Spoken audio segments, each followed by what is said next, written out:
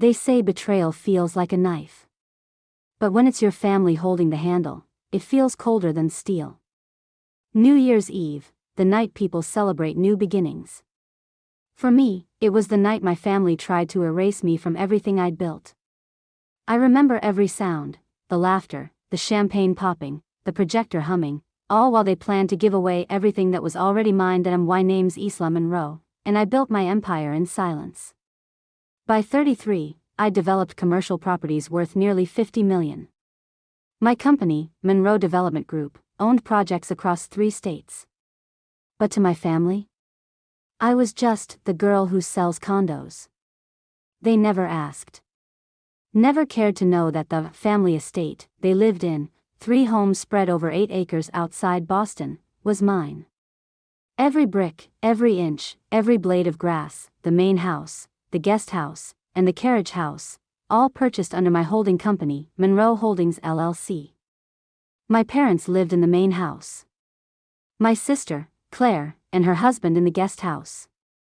My brother, Ethan, was renovating the carriage house. All rent-free. All under the illusion that it was family property. Then came that text message. Mandatory family meeting. New Year's Eve. 6 p.m. Big announcement about the estate.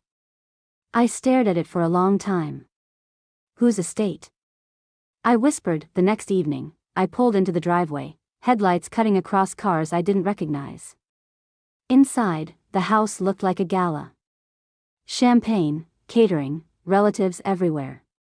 Dad stood at the head of my marble dining table, the one I designed, the one I paid for, with a projector and slides. He smiled like a man unveiling a legacy. Family, he said proudly, tonight marks a new chapter in the Monroe estate. Slide 1, an aerial shot of my compound. Slide 2, property distribution plan. I felt my pulse in my throat. Dad continued, Claire and David will take full ownership of the guest house. Ethan will take the carriage house. Your mother and I will remain in the main house. Applause. Then Mom turned to me, smiling, and Isla, sweetheart, you can stay in the guest room when you visit. The room froze. The guest room, I repeated. Claire laughed. You're hardly here anyway. We're giving the homes to family who actually live here. I wanted to scream, but instead I said calmly, who exactly owns these properties right now? Dad waved it off. The family, of course. We've lived here for years. Mom's voice sharpened. Don't be difficult. This is about legacy. I took out my phone. No, this is about theft. The room went silent. I called my attorney. Richard, it's Isla.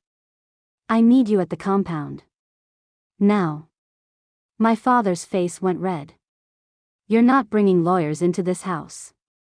Then you won't mind him confirming ownership, I said. The next 20 minutes felt like an eternity. My siblings avoided my eyes, pretending to talk about furniture and paint colors, as if their new lives were already decided. When Richard arrived, the air changed.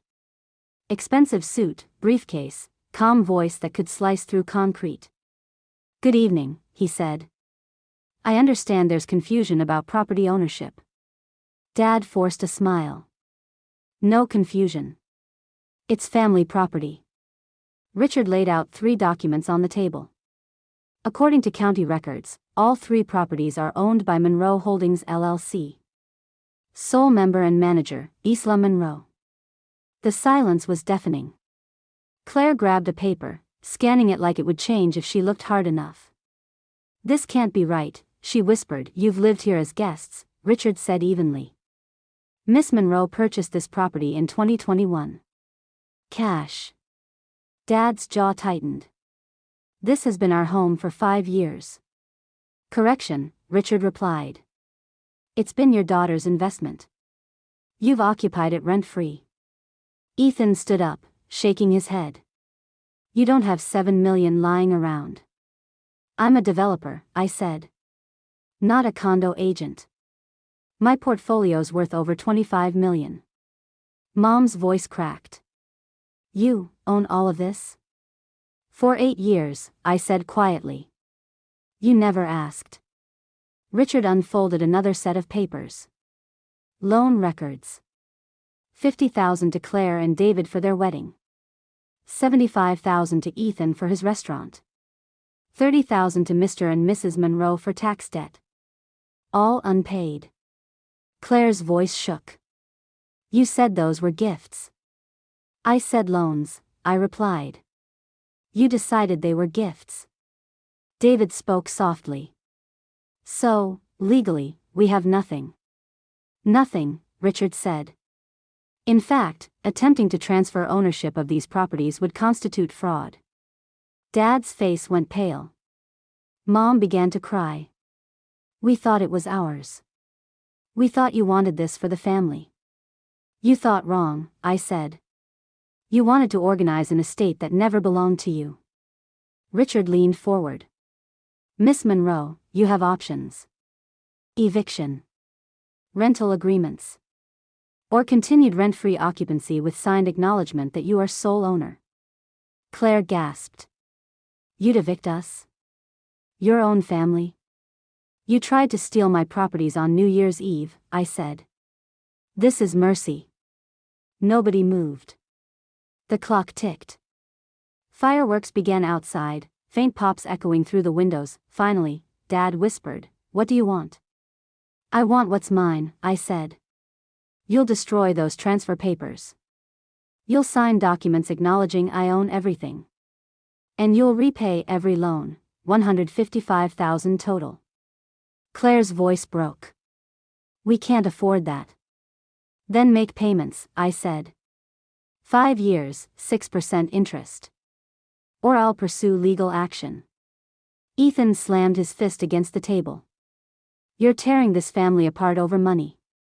No, I said, standing. You tore it apart trying to take what wasn't yours. Richard placed the contracts on the table. Sign, or vacate in 30 days.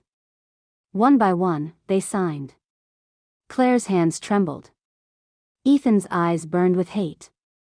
My parents couldn't even look at me. When the last signature dried, Richard notarized the papers, closed his briefcase, and nodded. It's done. Outside, fireworks lit up the sky.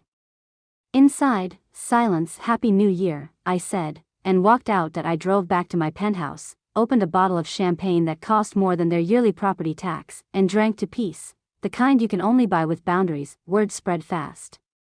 The Monroe estate scandal, the daughter who owned everything. The family who tried to steal it. Months later, Ethan stopped paying and moved out. I turned his carriage house into a luxury Airbnb, $8,000 a month, fully booked. Claire made payments, but never spoke to me again. My parents stopped hosting dinners, too humiliating living in a house everyone knew wasn't theirs. A year passed. The compound's value rose past $10 million. My portfolio hit 25. They'd repaid $38,000 of what they owed. Then Ethan texted me, You destroyed this family over money. Hope you're happy. I stared at the message for a long time before replying, I didn't destroy this family over money. I protected my property from theft. I blocked his number. Sometimes, I drive past the compound at night. The lights glow softly through the trees. The houses they once claimed as theirs now whisper the truth in silence. They thought I was too small to own something that big. Too quiet to fight back. Too family to defend what was mine, but the county records never lied, the deeds never wavered, and that night, the night of champagne and betrayal, taught me one thing: blood may be thicker than water, but ownership is written in ink that never fades.